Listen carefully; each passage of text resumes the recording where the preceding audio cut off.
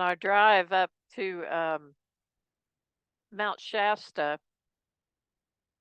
as we got past Redding, things started getting more and more beautiful. There were many colors of trees. You know, a lot of people don't think of California as having a lot of fall colors, but up here there are more.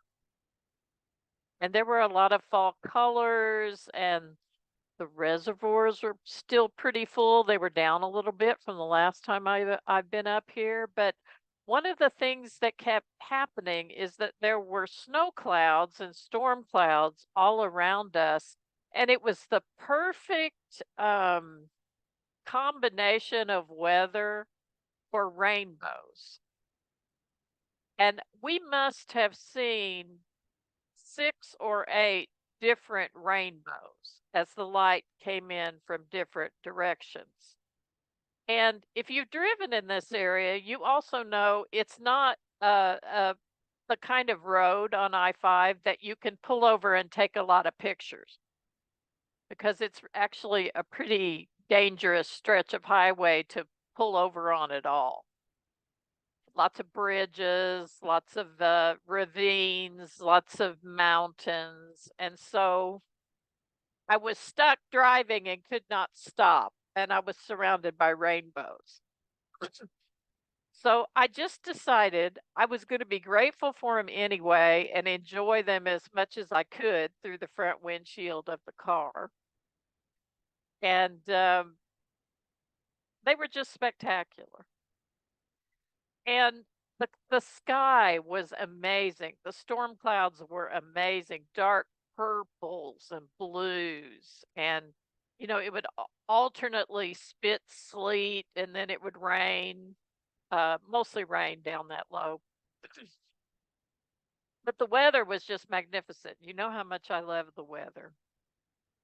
But it got particularly, the sky was just incredible, and there was this snowstorm coming up behind Castle Crags. If you know what the Castle Crags are, these rocky crags, state park, a few miles before Mount Shasta.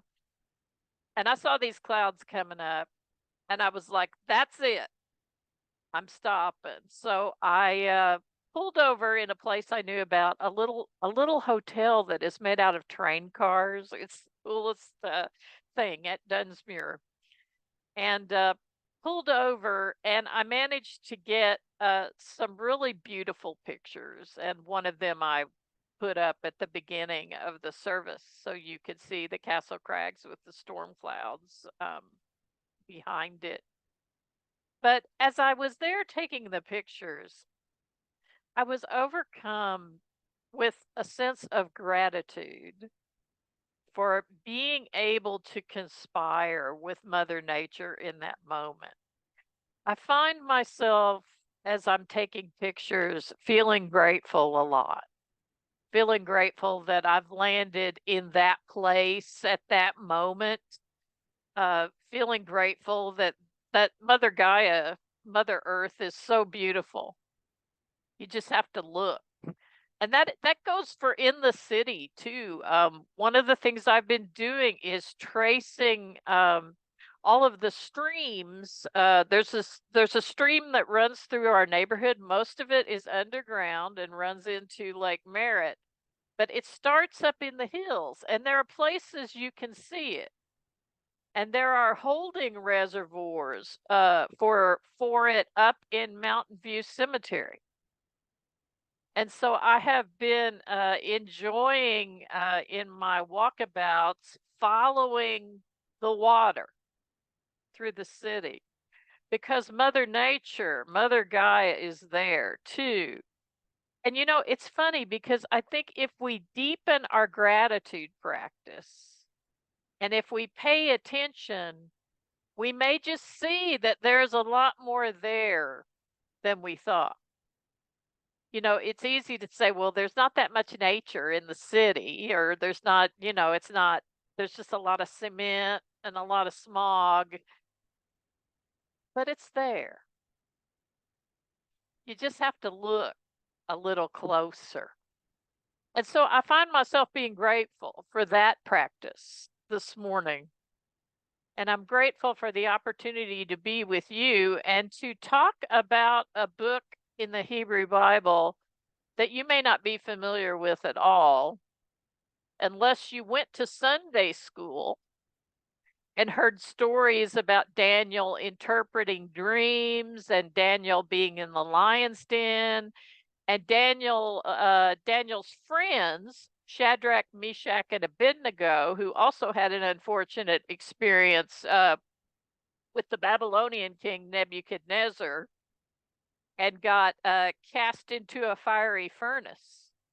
And they came out unscathed as well, like Daniel will here. So what we have is kind of interesting. The book of Daniel was written in the second century BCE, and it was written about things in the 6th century BCE. And so what we have, a part of Daniel is apocalyptic, the latter part. And then the first part are these sort of little stories about their moral tales about how to ideally behave in exile and under duress, which is what we get here with Daniel. As you saw in the scripture, Daniel is a Judahite exile. He is in exile in what has first been Babylon, and then it is overrun by the Persians. And the Medes get stuck in here too, because they kind of helped the Persians. They weren't actually in leadership. The Persians were, but they get stuck in here too. So what you're seeing is a little piece of history of this area.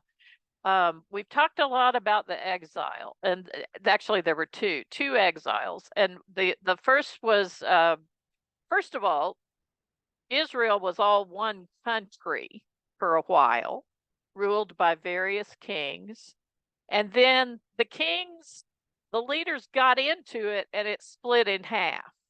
And the northern kingdom that was sort of gathered around the capital of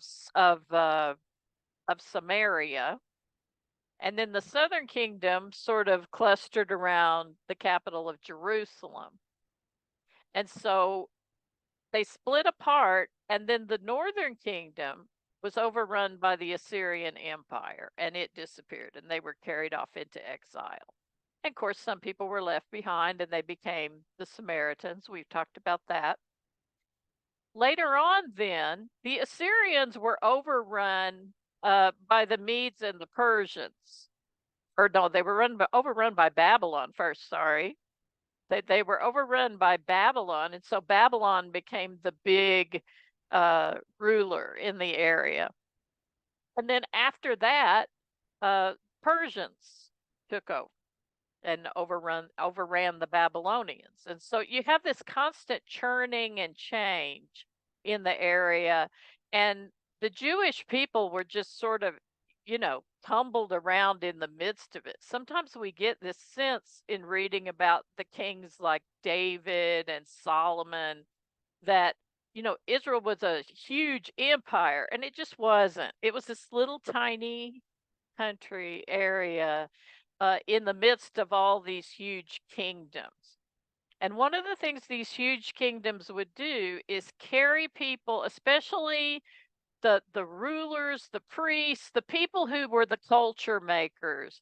They would carry them off into exile and reschool them and retrain them to become Babylonian or to become Assyrian. Or, in some cases, they were much harder on them than that. Here in this story, you have the story of a young man named Daniel, who was one of the privileged ones. He was carried off into exile, and he actually became the holder of some power. He impressed the people that were in leadership, and actually became the idea of a satrap that's a Persian thing. And you know, they had these smaller group, satrapies. Am I saying that right? I don't know. But they were like areas of rulership, like states. And then the king was over the whole bunch. And it tells us in the scripture here that Daniel, who was a Judahite exile, got put over several of these states. And so he has really risen in power, and you can tell here that he's made some enemies along the way. And they are about to sabotage him in a really big way. So I want to look a little more in depth at this story now that you have a sense of the history. Also, I just want to say King Darius, who figures really strongly in this particular section of Daniel. In other parts of Daniel, is called Darius the Mede, which is interesting because the Medes were never really in charge, and Darius is one of the rulers of Persia who was really dominant. So, let's not take this so much as history, but let's hear it as a story that might inform us about how we are called to be in the world. It's also idealistic. This is a story. I want you to hear the idealism in this. So it pleased King Darius to appoint 120 satraps to rule through the kingdom. And they had 3 administrators over them, one of whom was Daniel. And Daniel distinguished himself so much. Now, he's in exile. He's technically a prisoner. But he has distinguished himself so much that the king planned to set him up over the whole kingdom. So naturally, there was jealousy. They couldn't find any way to sabotage him because he lived such a congruent life. And so they said the only way we're ever going to be able to get anything on him is if he's very dedicated to the worship of his God. So that's the only way we're ever going to be able to sabotage him. So they conspired, and you know, there's so much manipulation in this. I love the way they say, you know, this "May King Darius live forever." I mean, you know, we're probably seeing a tradition in the way that the king was addressed. "May King Darius live forever," and then a whole bunch of manipulation. And so they talked the king into issuing an edict. And in Median and Persian law, once the king wrote something down and put his stamp on it, it couldn't be reversed. So even the king himself could not reverse what he was about to do. So King Darius put the decree in writing that only the emperor, or his majesty, the king, shall be worshipped. Now, this was a tension that shows up a lot in the First Testament and also in the New Testament as well. With the Jewish people, you know, it shows up with the Romans. There was a sense sometimes of the worship of of Caesar that would show up. You're seeing that here also, where the the king is supposed to be the one that's worshipped. So here's an interesting piece. When Daniel learned the decree had been published, he went home to his upstairs room where the windows opened toward Jerusalem. 3 times a day, he got down on his knees and prayed, giving thanks and praise. Here's that. This is all written in Aramaic, this section of Daniel, not in Hebrew. Now, parts of Daniel are written in Hebrew. The first chapters in Hebrew, and the last parts that are apocalyptic are written in Hebrew. But this is Aramaic. So he gave thanks and praise, which in Aramaic, Yeda, and expressing gratitude to his God just as he had done before. Okay, so the decree that's been made doesn't change anything he's doing. He keeps doing what he's doing. And it's interesting because Mahatma Gandhi, when he read this particular scripture, saw this as an act of Daniel's civil disobedience. And he really admired that and talked about Daniel a lot. You know, Daniel is a hero, a figure in Judaism, in Christianity. He's not in the Quran, but he's talked about in the Muslim faith as a prophet. And he also shows up in the Baha'i faith as a minor prophet. So Daniel was a popular guy. And Gandhi saw him as, when he threw open the windows, what we're seeing here, it was a practice among diaspora Jews who were in exile, and also eventually that just moved and lived all over the place, to pray toward Jerusalem several times a day. And we're seeing that practice here.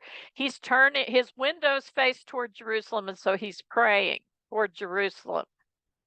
But what's interesting is Gandhi saw him as throwing the windows open on purpose, so everybody could see him doing this. And if that's the case, it changes the story. Not sure it is. I don't know. I'll leave that to you for the conversation time. But it is something that that was dear to Gandhi's heart, and he admired Daniel a lot for this piece of scripture, for what happens here. So he got down on his knees, he prayed, giving thanks and praise and expressing gratitude to his God, just as he'd done before. Now, these men went as a group and found Daniel praying, giving thanks, and asking God for help. So they went to the king and spoke to him about his royal decree. Here's the setup. Did you not publish a decree that during the next 30 days, anyone who prays to any god or human being except you, your majesty, would be thrown into the lion's den? These creative ways and punishments that these empires have, fiery furnaces, lion's den, do you hear that? That's awful. The king answered, the decree stands in accordance with the law of the Medes and Persians, which cannot be revealed. So then they tell him that Daniel, who is one of the exiles from Judah, pays no attention to you, your majesty. Notice how Daniel has risen in the estimation of this king. You know, he starts out rising. He's had a rise that started with the Babylonian king Nebuchadnezzar. And so he also rises through the reign of Nebuchadnezzar's son, who is Belshazzar, I think. Belshazzar, Nebuchadnezzar, Belshazzar. You have to love these names. Nebuchadnezzar, Belshazzar. And so then when the Persians take over, he continues to rise in the estimation of Darius, who's also called a Mede, just to confuse things. So they say he still prays and gives thanks. Yeda, Yeda, Yeda. I'm not quite sure about that. Gives praise and thanks 3 times a day. And when the king heard this, he was greatly distressed and determined to rescue Daniel. He loves Daniel and made every effort until sundown to save him. But these guys keep reminding the king that he's made this edict, that they can't change the law. And so the king gave the order, and they brought Daniel and threw him into the lion's den. If you have gone to Sunday school, you remember all these children's Bibles that have these pictures like of Daniel, and there are all these lions around him, or you have the pictures of Shadrach, Meshach, and Abednego, and there are all these flames around them, and they're standing there. Okay, I don't like that these stories in the Hebrew Bible in Christianity have been sort of relegated to the domain of Sunday school. I think they need to be engaged more fully. They've been pushed over here, and I mean, some of these stories are a little traumatic for kids anyway, because they're really meant for adults. So that's an issue I have with the way Christianity has handled some of these stories, including this one. So Daniel's in the lion's den. The king is so upset he runs in the morning. I mean, it says, here's the privilege, though. They didn't even bring him his entertainment. Do you hear that? Because he was so upset about Daniel. So he came to the den. Also, there's that sealing of the signet ring. Do you remember when the Roman officials sealed the tomb? I think it's in Matthew that Jesus is placed in. There was that thing of sealing it with the signet ring that we're seeing some cultural stuff that is history. That is history going on here. So he runs to Daniel and calls out to him, and Daniel answers with, "May the king live forever." After all this trauma, see, you hear the idealism in this? There's a lot of idealism. "May the king live forever. My God sent his angel, and he shut the mouths of the lions. They have not hurt me because I was found innocent in his sight, nor have I ever done any wrong before you, your majesty." The king was overjoyed and gave orders to lift Daniel out of the den. And when Daniel was lifted from the den, no wound was found on him because he had trusted in his God. So, although this story is idealistic, Daniel is set up as this sort of Superman figure. He does all the right stuff. He does not deviate. He's sort of this ideal example of how to stay in your integrity even in the exile. Do you see that? And Jewish people who would have read this that were in exile or whose country had been overrun might really be hopefully inspired by this behavior about remembering God, remembering to pray, and remembering to express gratitude no matter what. Now, personally, I think it's a lot to ask people to express gratitude from places like exile when terrible things are happening, when they're in lions' dens and fiery furnaces and all this. That's a lot. And yet, I see some of you who are going through really hard things. You're going through your own, like, 21st century versions of lions' dens and fiery furnaces with cancer treatment, with mourning the loss of family members, with having to give up homes that you've been in for years and years and years and moving to a new place, having to deal with family members who are incarcerated, dealing with tremendous pain, and you still manage to be grateful. I see you. I see what you're doing.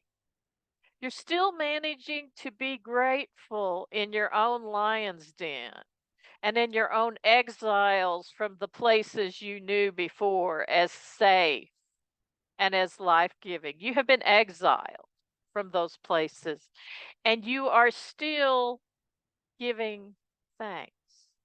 Yeda. Practicing this Jewish practice of Hakarat Ha'tov, or gratitude. And so I want to bring us back around as we move into our conversation time, our reflection time about all this. Uh, with a word from Melody Beatty, who's one of the self-help folks that has sort of built a career around practicing gratitude. We're told here in the story of Daniel that it's important to practice gratitude. We've heard that it is an important Jewish value to practice gratitude. And I want to bring it back to us today because it's still an important thing for us to practice gratitude. Gratitude practice changes everything. It changes the way we look at the world. And that is the way we look at the world is something we have control over. We don't have control over a lot that goes on in the world, but we do have control over our own perceptions and our own behavior. So I want to invite you into gratitude practice today and this week and maybe forever. Just thinking several times a day about what you're grateful for, praying that, practicing that, and see what happens in your life. I guarantee you will notice a difference. We end before our conversation with Melody Beatty this morning. Gratitude is a key that unlocks the fullness of our lives. It turns what we have into enough and more. It turns denial into acceptance, chaos into order, and confusion to clarity. It can turn a meal into a feast, a house into a home, a stranger into a friend. Gratitude makes sense of our past, brings peace for today, and creates a vision for tomorrow. And that is in places of joy. It is in places of exile and struggle. And it is the case in any places in between. So I ask you as we go into our conversation now, what are you grateful for this morning? Where are you practicing the Jewish value of, well, I'm going to say it wrong, Hakarat Ha'tov?